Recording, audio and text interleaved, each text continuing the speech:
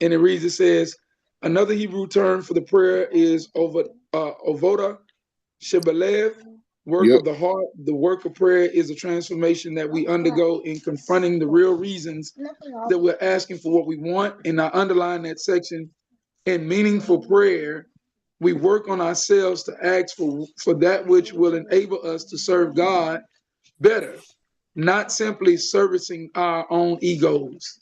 Mm. Mm. What do you think? What was your thoughts on that? Well, you know what? It makes it really, like we were talking about this last night, and we were discussing, like, because in this book it talks about, like, when we pray, we ask God for, for finances, we ask him for children, we ask him for a wife, for a husband, we ask him for health. But he says what we should do is take the time to just meditate on what we're asking for, and then identify, am I asking for, like we talk about, like we pray for righteous children, right? Mm. And so when we say we want righteous children, Father, give us righteous children. Are we asking for righteous children so that we can be present when people see their righteous behavior and acknowledge, oh, you raised righteous children? Mm. Um, do you, I'm so proud of my son for what he did or what my daughter did, you know, or are we saying, Father, we want righteous children that want to serve you when no one's watching, Mm. when no one is paying attention? Because that way, when we have to learn to move ourselves out of the ego. And when we talked about having a spouse, are we praying and saying, Father, I want a wife because I'm going through this. I need a wife. I don't want to. Are we saying, I want a wife because we want to serve you. I want a wife to help serve you. I want a wife that will help propel me and keep me focused on Torah. I want a husband that's going to lead a righteous household to serve you. So it's kind of like understanding how to move ourselves out of the way. Mm.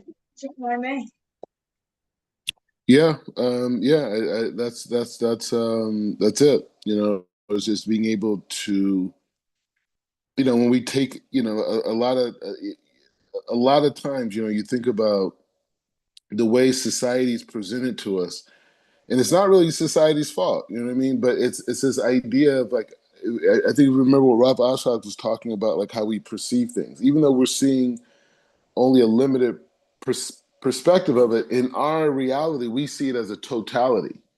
You know what I'm saying? We see that, like, wow, that is it. This is the whole thing. And he says that's the way Hashem made creation. That even though you're only able to connect to a certain aspect of the flower, that aspect is so incredibly beautiful, right, and captivating, that you could forget that this is only a limited part of this entity. And so the whole, to acquire all of it, requires us to divorce our selfish desire, right? It's like you to connect to something, like you're saying, like, if a man wants to acquire wealth, he has to depart from the perception that the wealth itself can fulfill him, right? But rather what he can do with the wealth, right? That process can bring him fulfillment, right? But if you just look at the cash in itself, you just look at the dollars, you're like, okay, I got the dollars, and then you say, hey, I could go and buy this, I could go and buy that. But the reality is, it's like you're only buying those things to connect to energy, to connect to light, right? Everything that we desire is the root of it is the connection to the creator. Everything, every food that we eat, every smile that we give, everything that we do is connecting to the light force of creator. We're connecting to some form of energy, right? And so when we understand that this is the real reality that we're living in, and so we want to be able to connect to the ultimate pleasure, not just the 1% pleasure. We want to connect to all of it. So that involves us devoiding the perception of selfishness, this protection, this of ownership. It's like you're saying, like, people, we want to be married. It's like, I mean, what's the key? What's the key? It's like God says, man should not be alone. Okay. And then later on, Eve is created or Chava is created, right? So on a simple level, a person could look at it and be like, hey, Adam was by himself, and now you got a girl. He's not alone. But we know that there's people, billions of people on planet Earth that are in relationships that feel completely alone, right? People who have, huge families that are completely alone, right? And then we know some people who are by themselves and have limited situation and are totally good.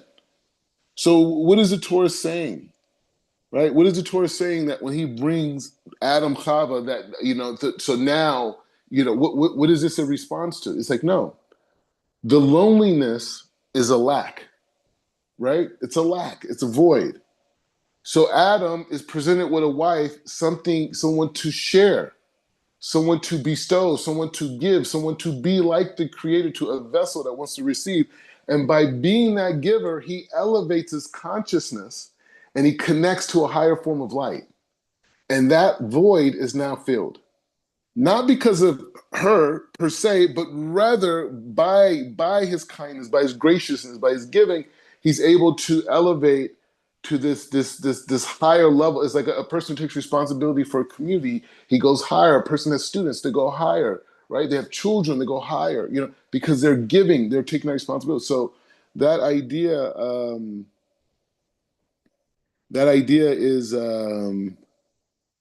is a big idea. So yeah, I really appreciate it. And that's good. It's good coming out of the blocks out of this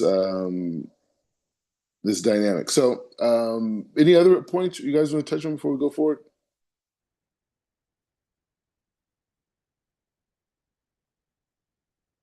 Okay. So yeah, you got something? Okay. So what we're doing is, so I wanna continue on, this idea, because we're in this process that we talked about it a little bit. I think it was yesterday, maybe. What was it yesterday? No, it wasn't yesterday. No, it was before Shabbat. And we were talking about this whole idea of, going to this Omer and this idea of connecting to this process of the light and earning the light. And sometimes Hashem gives us small challenges, big challenges during this time so we could earn that light. I was looking at an interesting clip, and it was some movie. I don't know the whole story, but it was just a clip. But it was the famous is black actor. I can't think of his name, but he plays, these like really big characters. And whatever. He was talking to this lady, and he says to her, he said, if you ask God for patience, do you think God just gives you patience? He says, no, God puts you in a situation so you can be patient, right? He said the same thing about like, courage. You ask God for courage. He's going to put you in a situation to be courageous, right? So the point is saying like during this process of these weeks, these 49 days, and we've already started, but during this process, we're going to earn those qualities that we need to fulfill that vision and that connection that we had during Pesach and even over the 8 days. Right. And so it is what it is. You know what I mean? And that's the process, but you have to have it. And so, because it's a tremendous amount of light, you got to realize this is the process in between Pesach and Matan Torah. Right. I mean, just think about how explosive these concepts are. Like Pesach, the fact that people could be redeemed, right? We talked about this over Shabbat. The fact that it was a new concept. No group of people, no slaves were able to leave the slave state. It was not a part of the thinking of humanity. Once you had a certain place in the caste system, this is what you were, right? Whether it was through conquest, whatever it was, this is what it was. So we're in this process in between the light that had to exist that exists now, right? It's the same light, same universe, same galaxy, same stars, right? Right. And so that opening that exists in the cosmos is going on right now. And so as we know, the Jewish people, they go through the splitting of the sea, and then they go out, and then days later, a little bit after that, what do? They're missing food. And they're like, oh my goodness, I want to go back. It was so much easier. What are you doing? You took us out in the desert. You wanted to kill us, God forbid. Oh my goodness, right? So this is the attitude of the people. So now we're going through this process. And if we have challenges or we have some type of a thing, we think like, oh wait, I had this Pesach, I had this Purim, this whole thing. Everything should be good. No.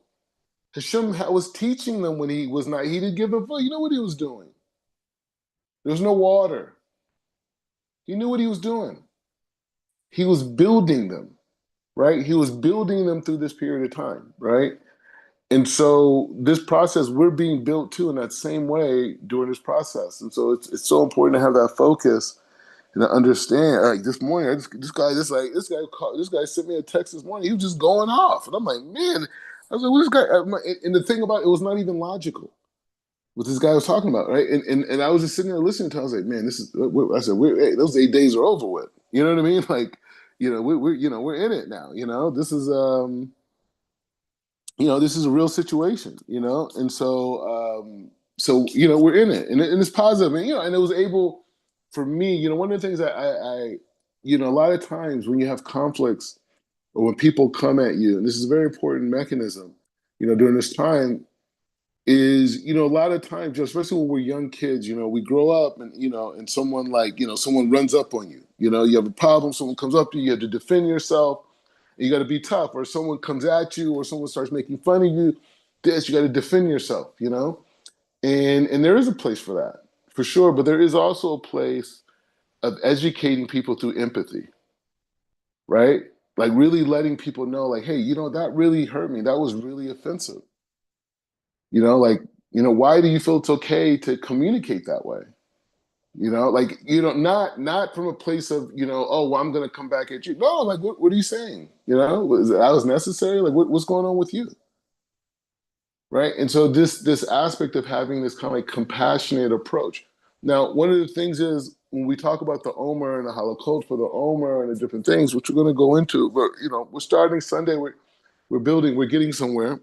But a lot of the stuff, you're going to see a lot of the Holocaust for, the Omer. And then forgive me because we're so into Pesach and preparing for Pesach and getting Haskah for Pesach. We didn't really go so much into the Holocaust for the Omer and this. Okay, we'll figure it out. We'll get there. But you guys are smart enough and been doing this long enough that, that you're going to figure your way out, right? And so, but either way, I wish we would have spent a little bit more time on that. But the point is, when you look at the Holocaust, it's a really great opportunity to analyze halacha in a certain way. And that's what this conversation today is going to be about, is analyzing halacha and how it works. And so the thing is that if you look at what the sages ask of us at this time, we know it's a powerful time. We know it's a joyous time, right? And this time has went on since the Exodus of Egypt. Like, this is when his light was revealed, right? We're still connecting from that time. So so where we're at with it is we want to ask ourselves, we want to analyze the halakha, and we want to see, what is the halakha trying to get us to do? What is it compelling us to? Where does this halakha exist at? Where did it come from, this system? So you're going to hear a lot of things around mourning, right? And as was brought up last week, is this idea of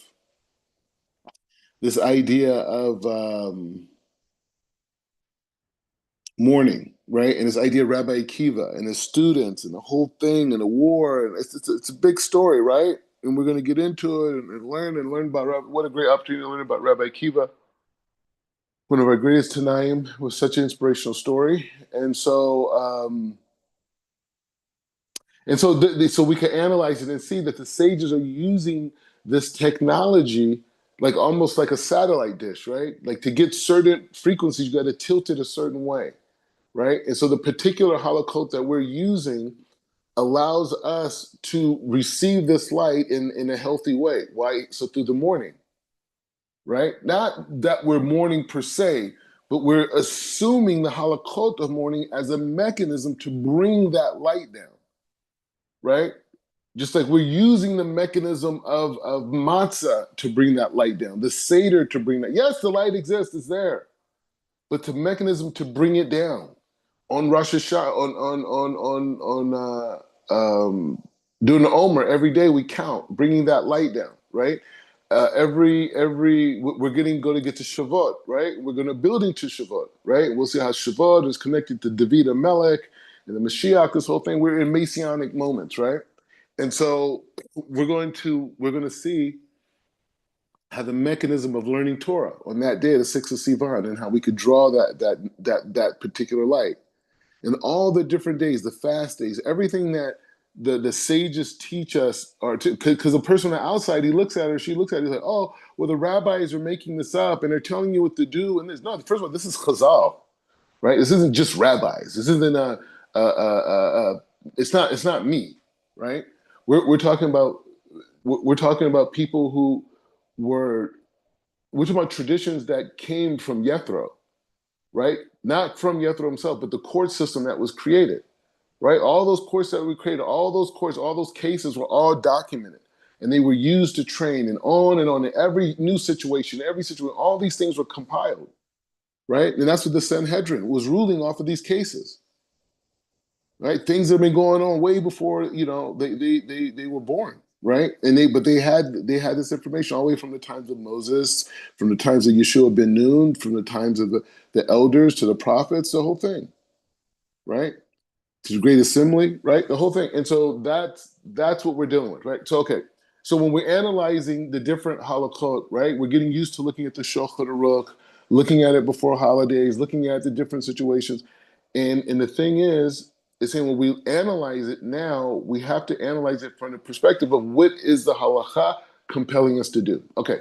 So with that being said, I want to start this process. I know you guys probably saw the title and you're like, wait, what's going on? So I want to read a halakhic responsa, right? And a halakhic responsa is basically this rabbi, this, a particular rabbi or a group of rabbis, they have compiled information about a particular topic to come to a particular understanding today, right? So if someone comes to me and asks me about a particular topic, I can just, say something, or I could say, hey, let me get back to you, assuming I didn't already do this, right? But go and research the history on this issue. So there's a lot of contemporary issues and there's older issues, right? You can see inside of the Gemara, you can see inside of the discussions with the Rishonim, these things, you can see it, right? And you can see the discussions on how to deal with, a sukkah, or how to deal with, this particular issue of slaughtering an animal, or, or family purity, whatever, you could find that stuff. But there's also some what they call contemporary issues, right? Things that we're dealing with now, and nuances, right? Like brain surgery, and can you use this, and artificial insemination, and all these different concepts. So I want to learn this responsa around veganism and Judaism. First of all, I'm not a vegan. I'm not endorsing veganism, and I'm not asking anyone else to. I know you guys press on. Wait, is he a vegan? He's not built like a vegan. No, anyways, but the point is saying, so that concept is, but the point is like, why did I want to learn this? And this is a very important thing, because right now, all of us just came out of slavery. We we don't realize the levels that we've broken within ourselves. We'll see it through these days. We'll see it even later on. You'll see yourself in different situations. You'll be like, wow, I see this totally different. Wow, that's crazy. I didn't know that I would see it different like this, right? Or the challenges that I face. Oh, wow, I see this challenge different. Now this challenge is part of me earning this amazing light that I've been bringing down. Okay, I get it. Or even when success comes to me, I can accept the success, not because the success is great, but the success is the opportunity to be a giver, to share, to go even higher, right? So so I want to learn the veganism thing. And why? Because the veganism thing is going to take us back to the beginning of creation, right? And thinking about that process of eating, of nurturing, and that process, and how do we deal with it? Because you guys meet people, I'm going to meet people, and they're going to be like, yeah, I'm a vegan, blah, blah, how does that fit in with the Torah, right? So you get some background, but the best part about it is that we're going, I think it was LL Cool J had this song, Going Back to Cali. So we're going back to the beginning, and we're going through this process of eating, and we're starting with the most primal aspect of our nature, right? Which is eating, which is our life system. And we want to be able to like, to eat for the first time, right? We want to be able to, think about food, and we want to think about the holiness and the evolution of our diet from a spiritual standpoint. Okay, so we're going to go into it. All righty. All right. Okay. All right. So it's like this. So it says, so this chapter is about veganism and Judaism. All right. So they bring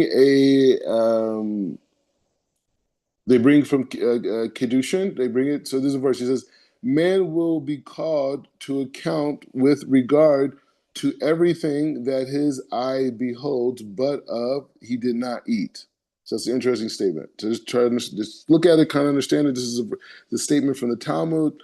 Obviously, if we read the whole thing, we'll have more clarity, but we're just jumping in, right?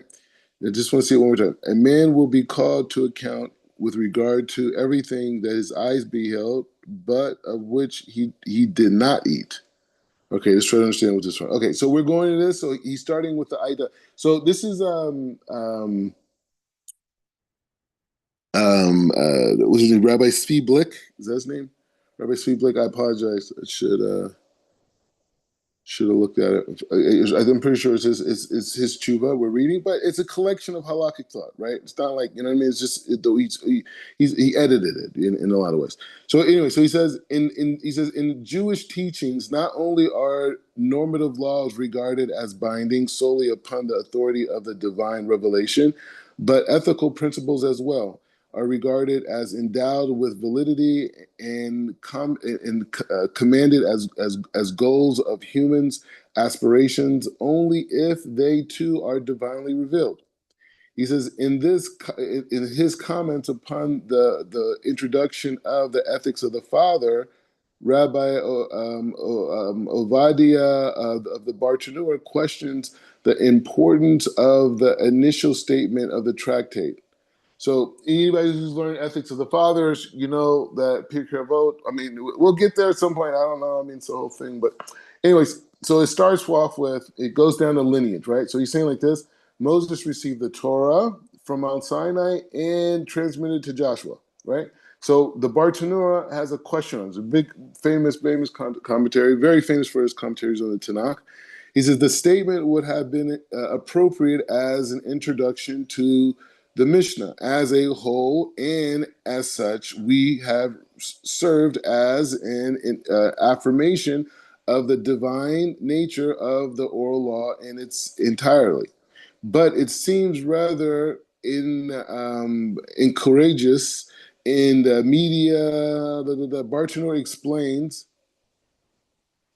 in medians. He says Bartanor explains that the incorporation of the statement at the beginning of the Ethics of the Fathers by remarking that unlikely other tractates, Ethics of the Father is not devoted to the explanation of any particular commandment, but is a composition of an entirely ethical mechanism. Okay, so that's interesting. Okay, so he's going into this idea of, and I think he's going to compare this to some ethical principle mechanism. He says the ethics of the fathers, right? So this book is about ethics, right? And it's about kind of like like the standards, right? It's not necessarily about the law. So he's saying in the beginning of the book, when it goes through the transmission of the Torah, it's giving us he says like this. He says by regarding that unlike other tractates, right? Ethics of the Fathers is not devoted to an explanation of any particular commandment, but is a composition of the entirely of the ethical mechanism. A wise man of the nations of the world, declares Bartanur, authored the ethical treatise in accordance with the inclination of their heart. Therefore, this tractate is devoted to exclusively the matters of ethical conduct, being that the profanity statements in order to indicate that even these ethical principles stated at Sinai accordingly, even though Judaism certainly does not process veganism as a normative lifestyle, it values as a moral you guys see this word? What is this? Discernment? What is this? Discernmentum? I don't know. It can be acknowledged only as support if it's found within the corpus of the oral or written law. Okay, so just trying to just go through this. Okay, so what he's saying is saying that there's different ways to analyze Jewish thought, right? And he says it in the beginning, right? He talks about this idea of the commandments, and then there's ethical principles, right? And he's basing this going into veganism, and this idea of veganism is this idea is that he says he's analyzing it from the ethical standpoint, right? He says accordingly, even though Judaism certainly does not possess veganism as a normal lifestyle, it is a value as a moral dissertanum, I guess it is something like this. I don't know. It can be acknowledged only with the support found within the corpus. Okay, so that's an interesting point. So we're saying, okay, so veganism is not necessarily a normative practice because we have, meat. These things are big parts of our lifestyle, right? Eating meat, these types of things. And so he's saying over here that the dynamic over here is to acknowledge that the dynamic over here is to acknowledge that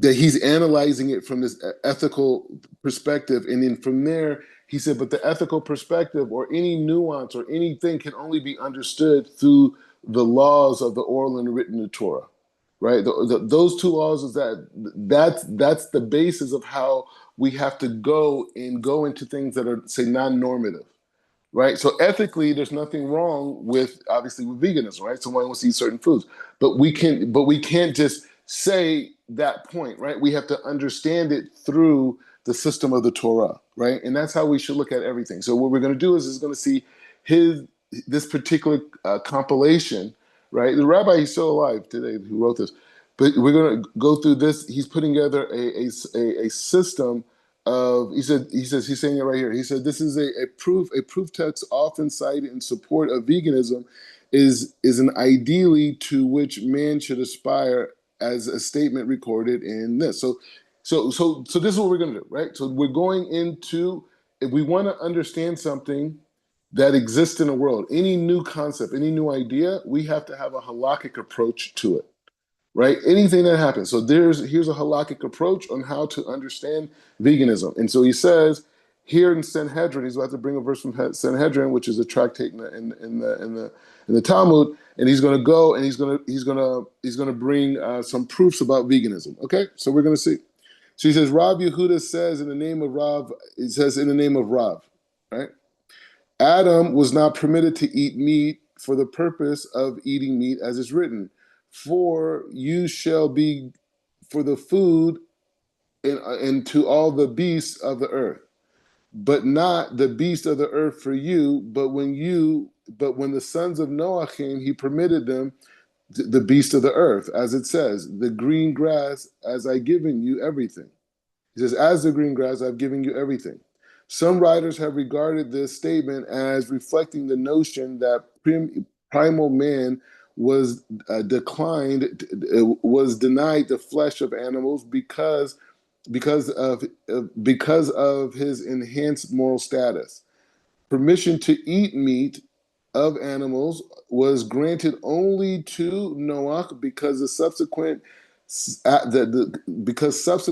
to Adam's sin, he was banished from the Garden of Eden, and the degeneration of subsequent generations could no longer be held as such a lofty moral standards. Nevertheless, they urge man ought to aspire to the highest levels of morality conduct, and consist with such a value system, man would eschew the flesh of animals. Okay, he's interesting. He says, so most people read this statement that's in the Talmud that they talk about how man in the beginning did not eat meat, right? And it wasn't until later generations that men, got lower and lower, and then eventually got to this level of eating meat.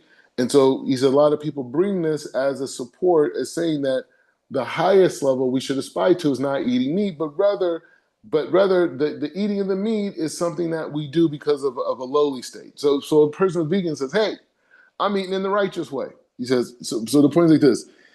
In point to fact, this Talmudic dictum is simply a terse statement of the relevant law prior to the time of Noah, but is silent in regards to any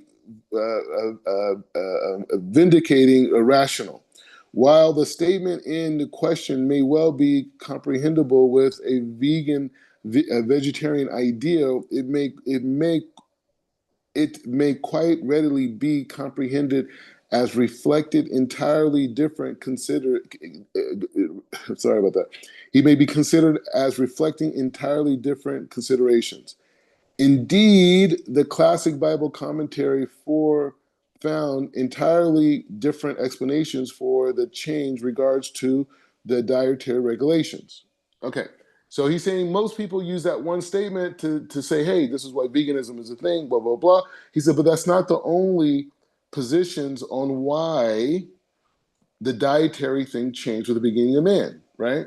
And again, what we're doing, like we're building a world, right? Because we left slavery, and now we are going back to the beginning, to the essence, and we're discovering this whole new world again. But we're doing it from a halakhic perspective, because now we have the rules. He says, thus, for example, Rav Jacob ben Asher, renowned writer, author of the Tur Shulchan Aruch, is in his commentary in Genesis 1:23 explains that prior to taking the fruit of the tree of knowledge, Adam lacked any desire for meat. Only subsequent to eating of the forbidden fruit did he acquire a carnivorous nature.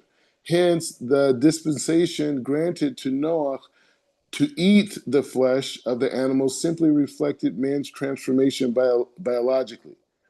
Rav Meir of Labam, in his commentary in Genesis, remarked that Adam was endowed with a strong constitution, and that the produce available in the Garden of Eden it was nutritionally optimal in nature. And he says, under the circumstances, Adam's dietary needs would have been satisfied without the recourse of meat. Okay, so it's an interesting thing. So he brings two commentaries. So you see how they're challenging the thought? So normally you come in and someone's going to say, hey, the Talmud says this in Sanhedrin, that Adam did this and he did that, and he didn't eat meat till later, and blah, blah, blah, and this whole thing. And so therefore, we should all be vegan, right? And so he says that, yeah, that is one perspective to look at it. But if you read it doesn't give you the full picture if you just read that verse. And so he's bringing other commentaries that show that two different aspects. One aspect he brings from this Rabbi Meir in Malbin, right? Libush, Rabbi Meir Libush, and he says that he remarks that he was endowed with a strong constitution. I'm not sure is that what I mean. And he says in that the produce available in the Garden of Eden was nutritionally was high level, right? Wait, hold on, wait. Okay, so there's two opinions, right? So sorry about that. So the first opinion that he brings that show that opinion that we learned in that we learned in Sanhedrin is not giving you the full picture, right? Because he brings another commentary of so he brings a commentary from a rabbi, Rav Asher, right? And he's renowned as an author of the Tur Shulchan Aruch, right? And the Balaturim, I'm assuming so he's quoting the Balaturim. And so he says he comments, right? The Tur Shulchan Aruch is a big person, right? He explains that prior to taking the fruit of the tree, he says before Adam ate from the tree, he didn't have a desire for meat, right? He only gained that desire for meat after he ate from that tree, right? And so he's saying that, and then Rob Mayer, he brings Lebush, he brings him, and he says another point. He says that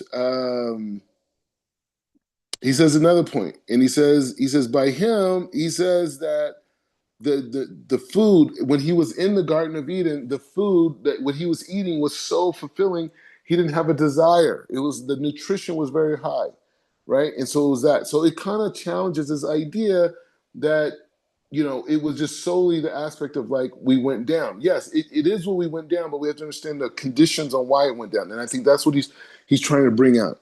Okay, so he says only mankind. He says, hold on, let me rewind. Okay, okay. Under some circumstances, Adam's dietary needs could be satisfied without the source of meat. Only as mankind degenerated physically as well as spiritually became geographically dispersed, and hence the subject of the I guess the variations of climate, and as the quality of available produce became nutritionally inferior, it did become necessary for man in his weakened state to supply his diet with animal products in order to assure the availability of the nutrients required for his biological needs.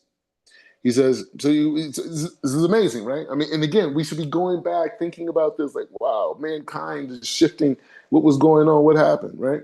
So he says, an examination of the writings of the rabbinical scholars revealed three distinct attitudes in regards to veganism, okay? So here's the first one. Okay, here's the first one. So he says, the Gemara says in Pesachim, it declares that an ignoramus ought not to partake of meat.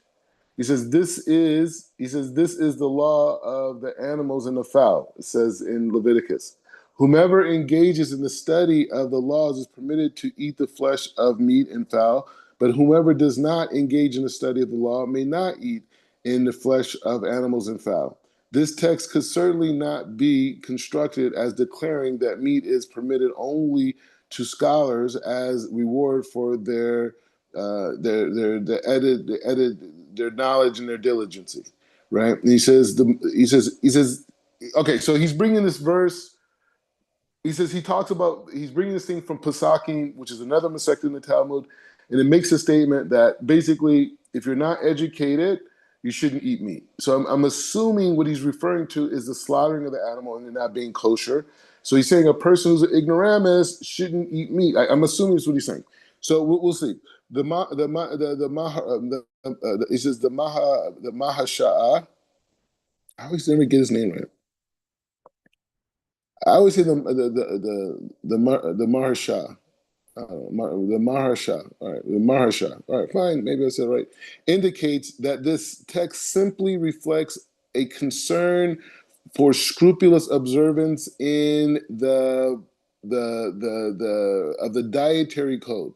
He says the ignoramus is not proficient in the myriad of rules and regulations governing the eating meat, including the differentiation between kosher and non-kosher species, or porkage of forbidden fats, of vein, the soaking of the salting of the meat. Only a scholar who has mastered these rules and regulations can eat meat with a clear conscience.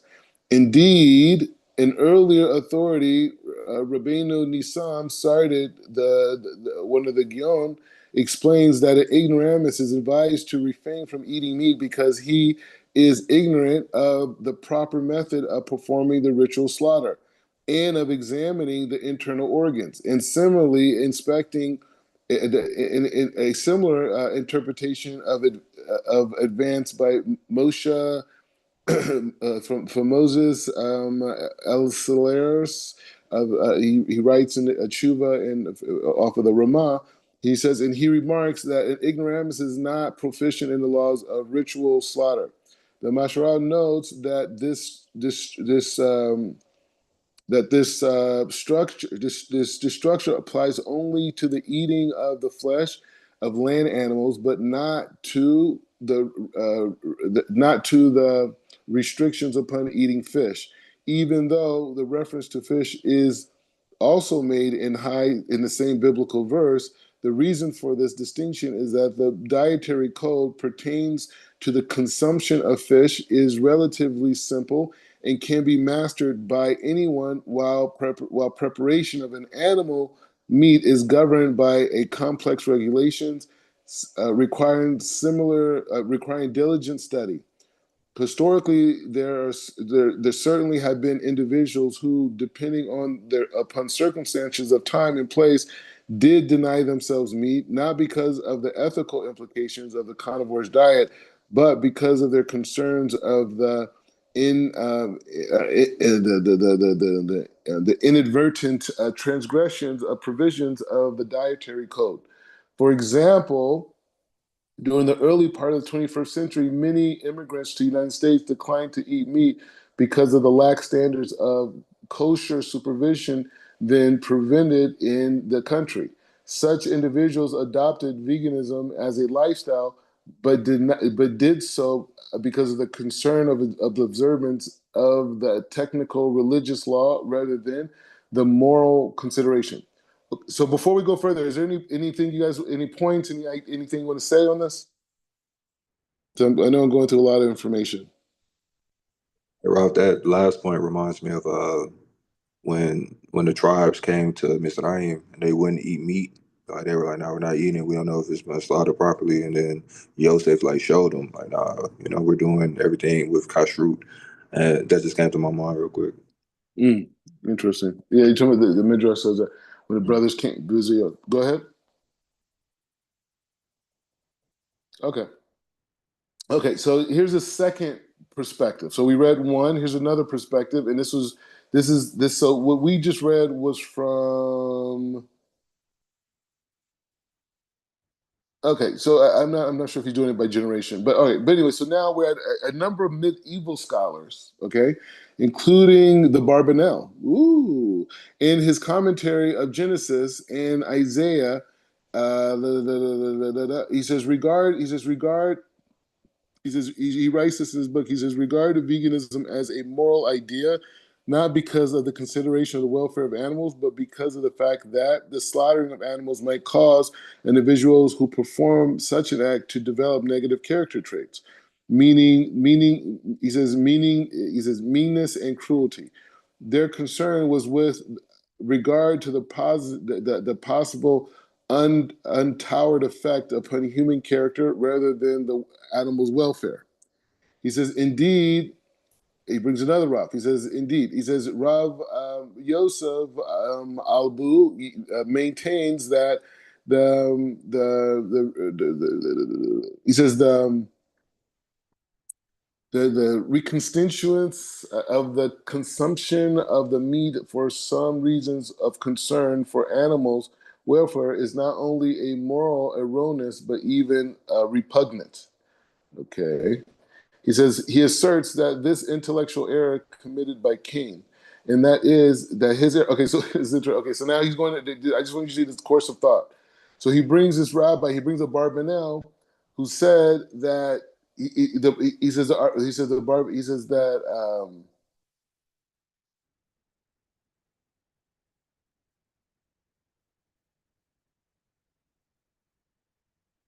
Okay, so this is interesting. So he's bringing the Barbanel, and he's bringing another rabbi, Rab Albo, right? So Rob Barbanel, he in his commentary, he says this, and he said they both agree. So he's going to show where they both agree at first, and then he's going to show where they separate. He says they both regard as a moral idea because of the concern of the welfare for not because of welfare of the animals, but because of the fact that the slaughtering animal may cause a person who performs the act to develop negative character traits. Okay, fine.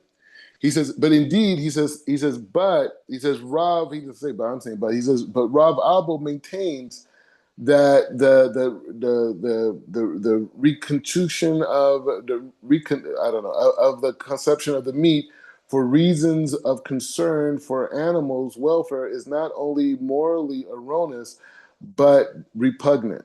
He says, Rob Albert asserts that the intellectual error committed by Cain is in that it was this error that was the root cause of Cain's act of was this whatever Cain's act of I guess friend. He said the scripture reports that Cain brought a sacrifice of produce of the land, while Abel offered a sacrifice of the animals. So that's interesting. Rob Abel opinions that Cain did not offer an animal sacrifice because he regarded man and animals as equal, and accordingly he felt that he had no right to take the life of an animal, and even as an act of divine worship.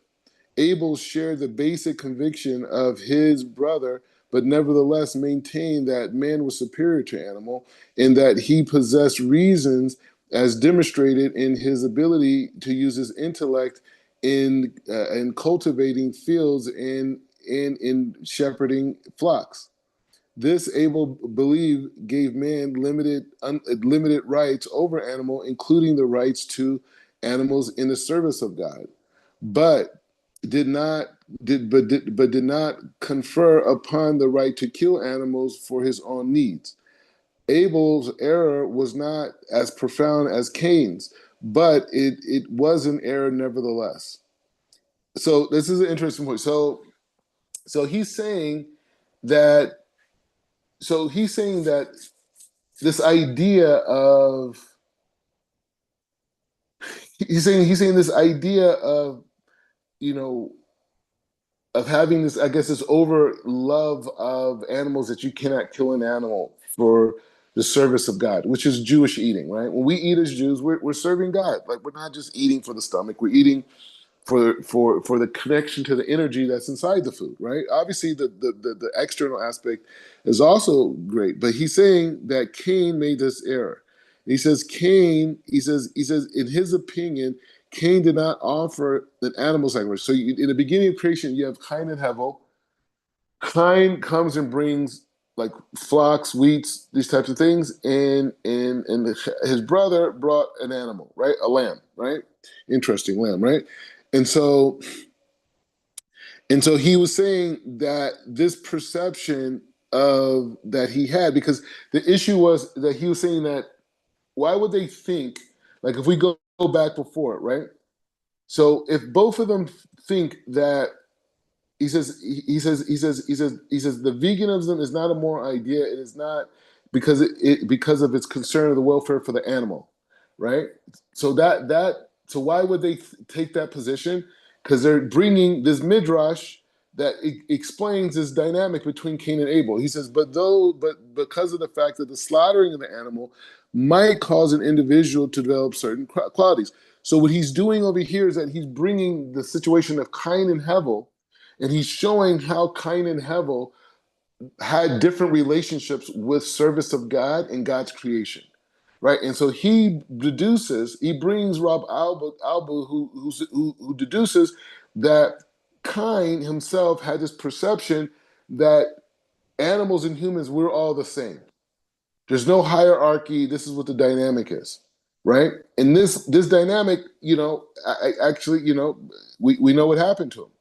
And he says, well, Abel, he says, offered an animal sacrifice because he saw man as superior to animal, as we know is the correct way, right?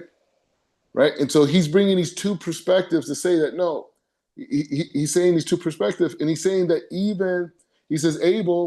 says this gave Abel believe that that gave man limited rights over animals and serve, because he saw the way that man cultivated the fields, right? Men organized the animals, and animals tended the field, and the crops grew from the fertilization, and all these things were happening, and he was in control. So he understood that man was at a higher level. He says Abel's error. He says Abel believed that God had limited rights. Okay, so he says Abel believed that God gave man limited rights over animals, including the rights to use animals in the service of God, but did not confer upon him to kill animals for his own needs. Okay, so he's saying here that Abel didn't have the full picture at the time either, right? Because he sacrificed the animal for God, but he didn't look at it from like the food for his own needs, right? So he's saying both of them had error, and he says, but Abel's error was not as profound as Cain. He says, but it was a error nevertheless. He says, Rob Alba declares, because Abel shared the error of his brothers, at least to the degree of not recognizing the superiority of man over members of the animal kingdom, he was punished by being permitted to die by the hands of Cain. It's interesting. Alba further explains that God's acceptance of Abel's sacrifice and his rejection of that of Cain was being directly related to their respective views regarding regarding relative moral status of men and animals. He says Cain's error was egregious in extreme. Hence, he was so lacking in favor in God's eyes that his sacrifice was rejected. He says, although he was guilty of error, Abel's sacrifice was accepted because because of his error, was not as serious as that of his brothers. According to Abu, Cain failed to understand the reason for the rejection of the sacrifice and continued to assume that his own value system was correct, but that in the eyes of God, animal sacrifices was extremely superior to the offer of produce. Since Cain remained confirmed in his opinion that man and animal were inherently equal, he was led to even more grievous conclusions. Just as man is entitled to take the life of animal, so also is he entitled to take the life of his fellow man. Oh, interesting. So he's saying, so even though he understood that, so Rob Albo is brilliant, right? He says, even though he's saying that even after the sacrifice, that he never understood the reality, right? So Abel, he's saying here that Abel understood that there was a hierarchy in the system of creation, right? There was the animal. He understood Rav Ashlag like we do, right? He understood that there was a raw kingdom, a vegetation kingdom, an animal kingdom, a human kingdom. That's how Hevel understood, right? The system of creation, right? Now, he didn't understand it from the standpoint that, no, you could also have animals for your own needs, but he understood he was superior, so he brought that. Cain brought, wheat, flock, because he did not see, he saw everything as like on this equal plane. But then when he saw the fact that his brother's sacrifice was accepted and not his, then he developed the notion that, oh, okay, well, animal sacrifices are greater, right? They're more, God loves animal sacrifices. And so from there, he was able to deduce, well, if you could sacrifice, an animal, so why couldn't you do a fellow man? Because it was never about the hierarchy of the system, but rather, the fact that this was accepted, right? So it's really fascinating. So, okay, so, okay, hold on. He said this position that Rob Albert asserts was adopted by succeeding the generations as well. He said, okay, so let's go back a little bit. He says, since Cable remained confirmed in his opinion that man and animal were inherently equal. So he never changed. He was led to even more egregious conclusions. So because of his understanding of creation was so upside down, he even went further. Just as men is entitled to take a life of an animal, so he's entitled to take a life of another person. His position, he says, this position asserts was adopted by Rab Abu asserts that later generations, he says, it was adopted by succeeding generations, as well as precisely the generations as well, and it was precisely the notion that man and animal were equal that led not that led not to the reunification of causing harm to animals and had the concern of their welfare, but rather to the notion that violence against one's fellow man was equally acceptable. You hear that? This is huge. And he says the inevitable results was to totally break down the social order, which ultimately accumulated in punishment by means of flood. Subsequent to the flood, meat was permitted to Noah. Rab Abba asserts in order to impress upon mankind the superior nature over the members of the animal kingdom. So he's going off right now, right? So let's go through this really quickly. So he's saying that he's talking about the two worldviews. He said one worldview is that there was a system of creation, that man is at the highest level, animal was beneath, plants, and then rocks, right? This is the system we know. This was a system how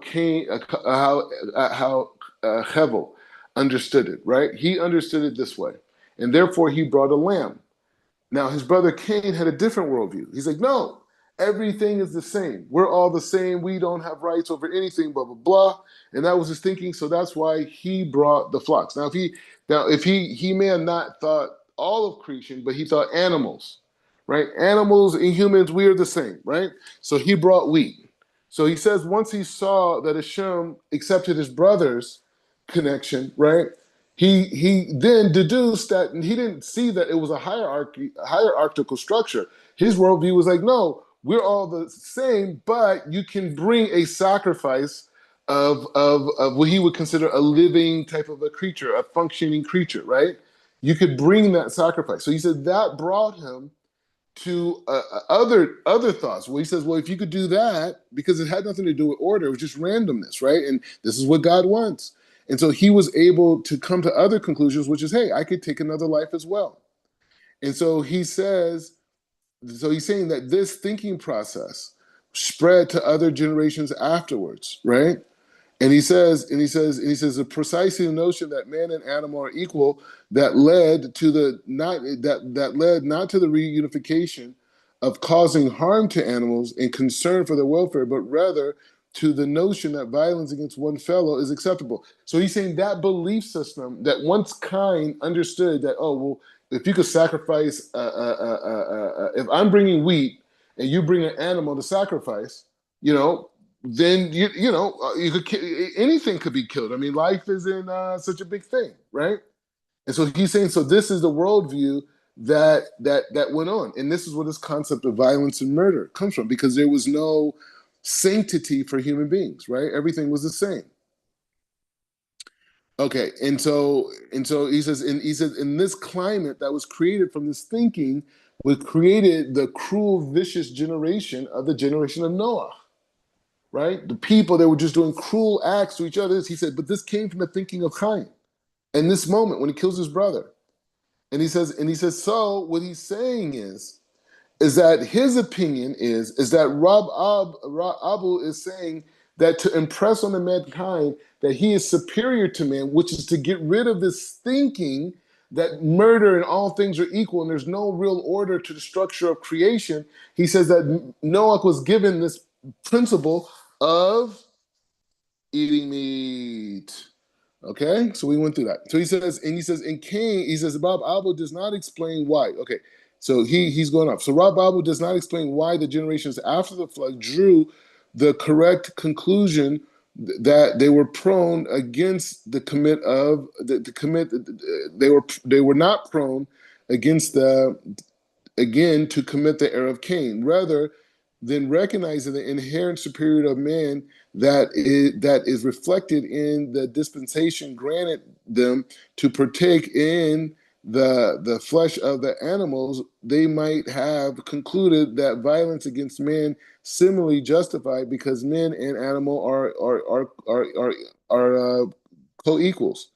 He said it was precisely this conclusion that Cain drew from God's acceptance of the sacrifice. So, when we see this idea, it's a very interesting idea to think about. That now, when we thought we were talking about veganism, but now we're understanding that really the underlying concept of veganism and understand it is to understand the relationship of creation and how the distortation or the lack of understanding could lead mankind to living in a cruel way. And anywhere where you see maybe senseless violence, you could see that there's a lack of connection to food, right? And the healthy and the sanctity of food, right? You can see those same qualities there. He says, He says, it may, however, be possible that at all the injuncture of human history, it is possible to draw the conclusion was effectively was effectively abbreviated. Okay, so hey, some of these words, So he says Genesis chapter 7 verse 23 declares that during the period of the flood, God destroyed not only the man but also every living creature. The Gemara and Sanhedrin queries. He says, if man sin, what is the sin of animals? Rabbi Joshua, the son of Korach, all right, answers the questions with a parable. A man made a nuptial. A man makes a wedding for his son, and he prepares an elaborate foods for the wedding feast. In the interim of his son, in the interim, his son dies. The father arose and took apart the canopy, declaring, "I did nothing other than on behalf of my son. Now that he has died, what is the purpose? Do I need the wedding, the chuppah?"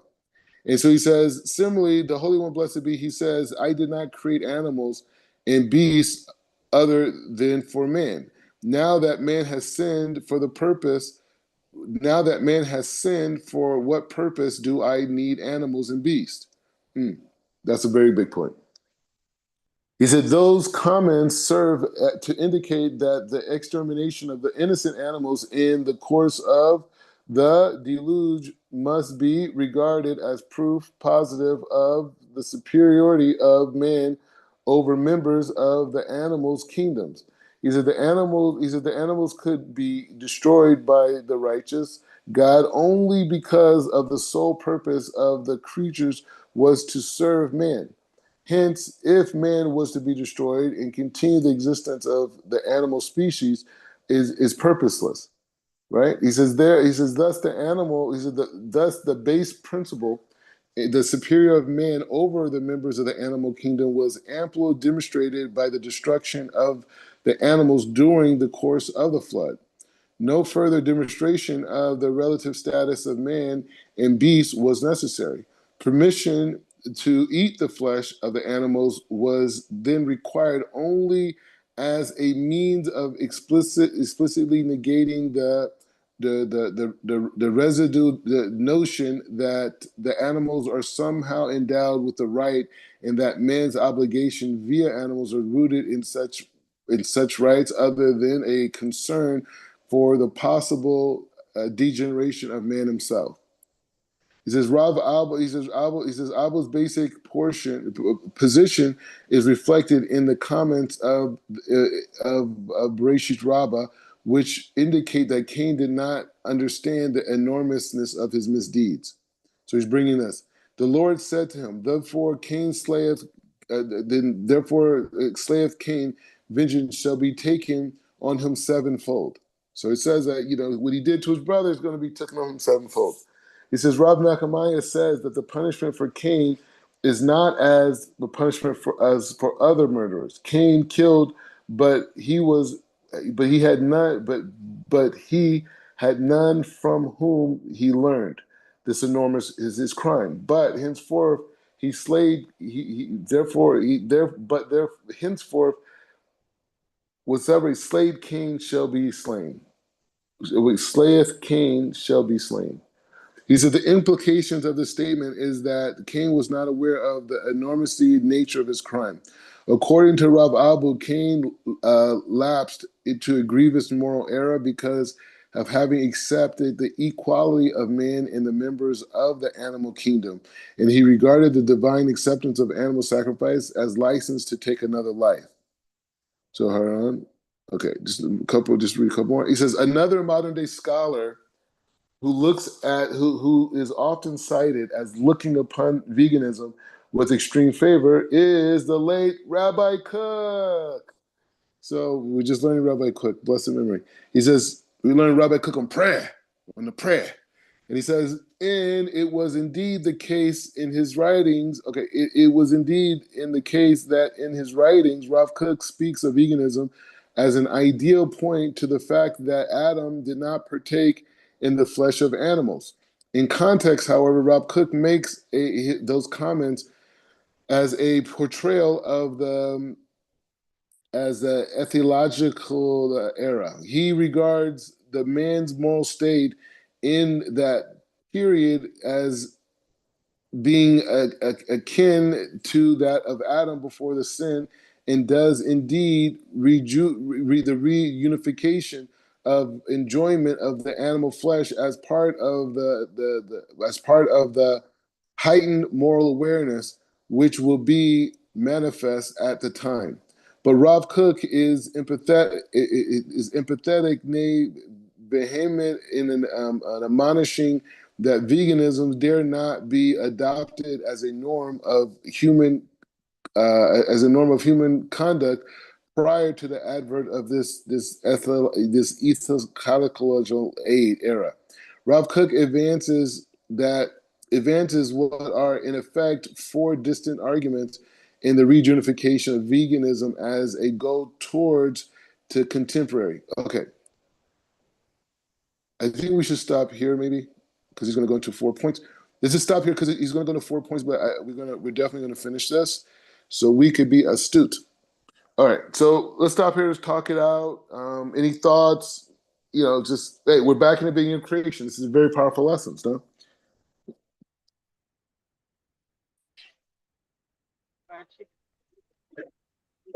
Well, Baruch Hashem, when it comes to the whole ideology behind veganism, I believe that the writers here, the rabbis, they really are in touch with the minds and the schools of thoughts behind the whole concept of veganism, especially that in Western culture. I know there's other cultures that adopt veganism for more spiritual reasons and whatnot. But from my own experience with vegans and veganism, there's always been that school of thought that even amongst believers, that they go back to the idea of the Garden of Eden, and even from the aspect of that the whole reason that we eat meat today is because of the sin nature, right? It's because of the sin nature, and that and so you and then you have all these other different ideas, about it. But I tend to look at it from the standpoint of, because some people they do it for spiritual reasons, for us like trying to purify themselves. They'll take the book of Daniel and say, well, yeah, Daniel, all he did was eat vegetables. But then you bring up, well, hold up, wait a minute. In order to understand why Daniel chose to eat vegetables, you have to understand Halachic. And and I think that that's a missing component in many believers, is understanding Halachic and understanding the restraint that you must have in order to keep law, statutes, and commandments according to eating meat. That is not because of some spiritual reason that we're trying to like find some elevation, because in our practice, you can be elevated by giving an offering, a burnt offering. So that. So yeah, so on that point, yeah, it's the undertone of this is worldview, right? And that's why when there's new ideas that come in, new movements, we only can analyze it from a halakhic perspective, right? Because veganism itself is not a problem according to Torah, right? That's not the issue. It's not veganism.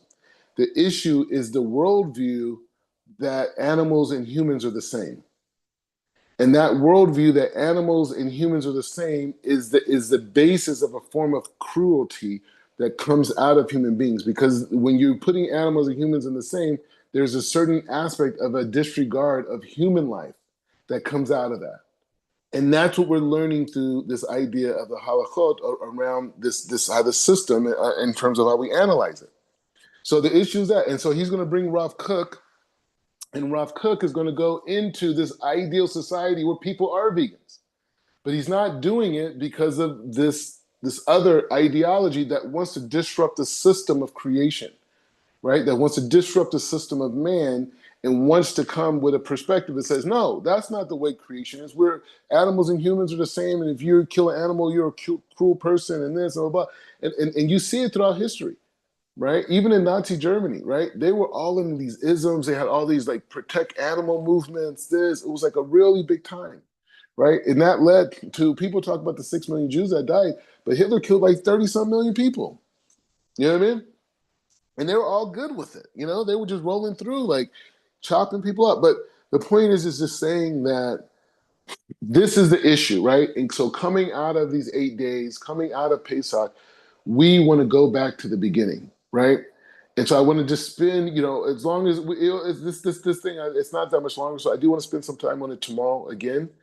But the thing is just saying that it's important because, with the learning and the teaching, it's not just, oh, well, you have this book and you learn. Okay, fine. But with your students, you're building a spiritual body through the learning, right? So we're coming out of this period of time. So we should be learning and also teaching this energy to people, not necessarily about veganism, but things about the beginning of the creation, things about people starting fresh, people going through transformations, coming into a new life, right? Because we have the Torah's narrative and we understand. We just crossed the Yam Suf, right? We just had the splitting of the Red Sea yesterday. So now we're in this new era. We're in dry land, right? We're on the other side. We're singing, right? We're singing, we're rejoicing, right? The whole thing. So let's continue tomorrow. Let's try to go earlier tomorrow if it's possible. Like very early possible for you guys, maybe like 14, 15 o'clock type of thing. But we'll confirm it. But let's just try to do that and let's finish this, and then we're gonna go back into more normative stuff. But I just want to stay in this process of contemplating our base desires and in the beginning, right? And to clarify, and also to build this intellectual mechanism that anything that exists in society, we have to put it through the lenses of the Torah. How does this make sense? Where does it come from? And is it in line with our belief systems or not? Eating vegan food is great. Even not wanting even to slaughter animals is fine, right? You see the way he built the story? You can even slaughter animals if you want to, right? But the main issue is being able, the main issue is the order of your understanding of creation and you applying veganism as a direct attack against God and the order of creation. And it's beautiful. He brought the example of, he says, he brings the example of the flood of Noah, right? He says, well, if animals are subservient to man. And he says, and he used the example of the destroying of the animals. What the animals do? And he said, there's no purpose for the animals. There's no purpose for the plants. There's no purpose without man, right? So the issue that we're addressing here is the issue of the worldview as it relates to veganism, not veganism itself. If someone wants to do it, he even showed there's certain communities, they didn't eat meat in certain areas, not because of that they were anti, the animals and humans the same, but no, they didn't trust the standards of how the meat was cooked. Like, I think Otino brought an example from when the brothers went to Mitzrayim, and they were going to eat by the Midrashim brings us out. So, anyways, any last point, Otino? You have anything on it? Just simply where it was bringing out, if the animals, their purpose was to serve man. So if man is no longer like, there's no purpose of the animals, it just made me think about like our purpose for Torah. Like if we're not upholding Torah, there's no purpose for this world. So I mean, it's kind of a severe and stark reminder that our obligation is for the upliftment of humanity, but also for this reality that we must uphold Torah. There is no other reason for existence. So, Amen, amen, amen. Okay, so let's do that.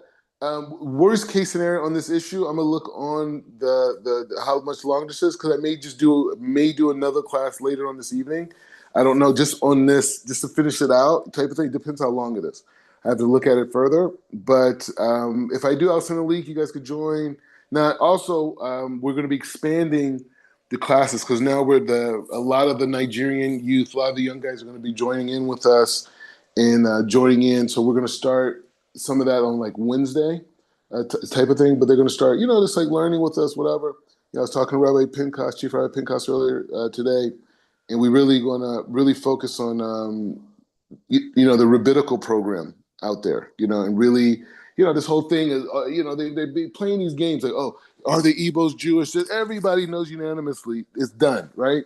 So that whole thing is over with, right? The thing now is, instead of getting out of that game, is creating leaders, right? Because they should be able to have their own rabbis who could do weddings, that can give divorce documents. They can have their own rabbinical courts. They could go into the same halacha, right? They can, they're already doing their circumcision. They should do all that. So we want to empower that. So it's like I've been delaying for a while going to Nigeria, just because it's so much I had to just deal with here on different levels.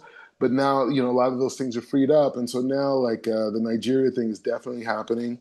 And I'm also going to go there, and I have to do a documentary. I want to do a documentary on the Jews living in Nigeria, and filming them and editing the whole thing, type of thing. So I'll be doing that. But yeah, so it's a countdown, right? We're just organizing everything. But pretty soon I'll be giving you guys classes from Nigeria, and I'll be there for a little bit of a time. And after that, I plan on coming to America. So that's kind of like the thing. So I'm going from Israel. I'm going to spend a good amount of time in Nigeria, because I want to I want to really spend time in Africa. It's a very big point of focus. And then then I'll be coming back towards America and opening an office in the States, and growing that situation on multiple different levels, the organization, the whole thing. So, it's more to talk about. A lot's going on, as you can see, and it's only good news. So I'll keep you guys up to date on what time we'll do it tomorrow, and then I may do another class